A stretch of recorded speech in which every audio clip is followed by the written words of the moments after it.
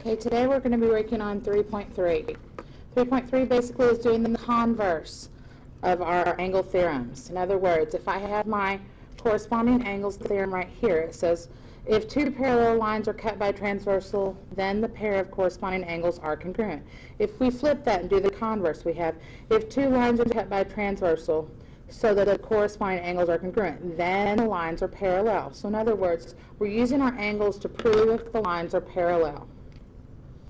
Okay, let's look at this example 1. We want to put in a value for x that makes line M and line N parallel.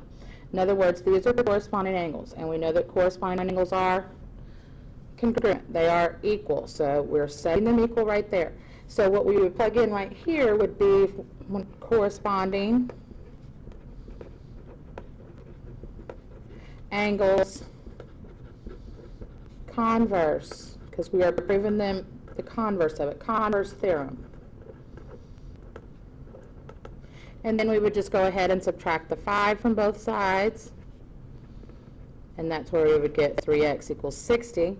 And then the last step would be to divide. And when we divide, if we put x equals 20, if we put 20 in up here, 3 times 20 plus 5, 3 times 20 is 60, plus 5 would get us 65. So both of those would be 65 degrees. Since both of them are 65 degrees, the converse of the theorem works. Let's look at the next page. Okay, basically on the next page, I'm showing you the alternate interior angles converse. In other words, it's just the converse of the alternate interior angles theorem. If both of these measurements were equal, then the lines would be parallel. Here's the alternate exterior angles converse. In other words, if both of these, if you added them together to equal 180, then these lines would be parallel. Same thing, oh, I'm sorry, that was alternate exterior. Sorry, those were congruent, not sum of 180. So sorry.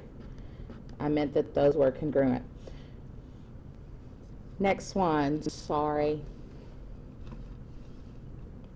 Next one, this one is the supplementary because those are same side interior, and same side interior supplementary. So if the sum of those two equal 180, then those two lines are parallel. Let's sum that up again. These two, if they are congruent, then the lines will be parallel. These two are alternate exterior. If they are congruent, then the lines will be parallel.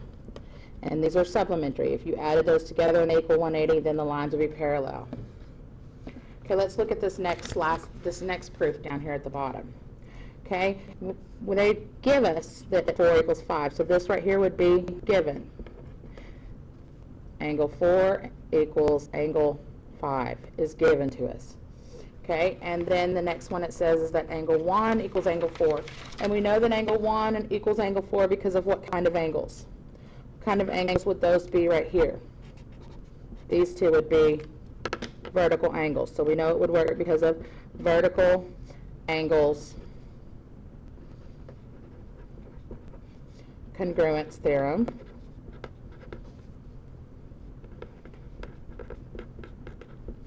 Okay, and then we could say angle 1 would equal angle 5. Well, if we've got 4 equals 5 and 1 equals 4, then we could just say that 1 equals 5 because of our transitive property.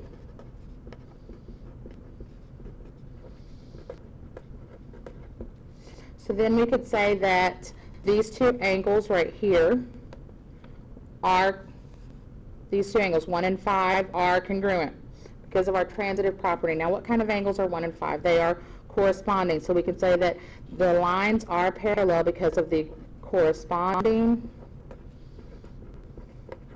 angles converse theorem.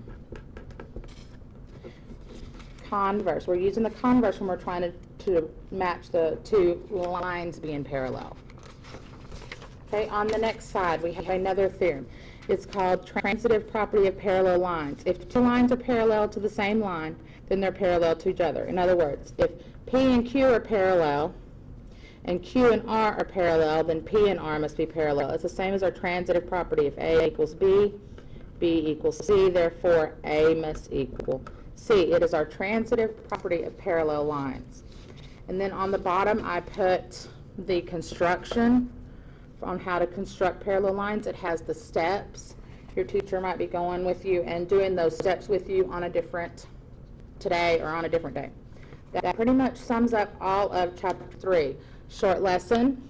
Should be going with the angles that we already know and just doing the converse of each one of those.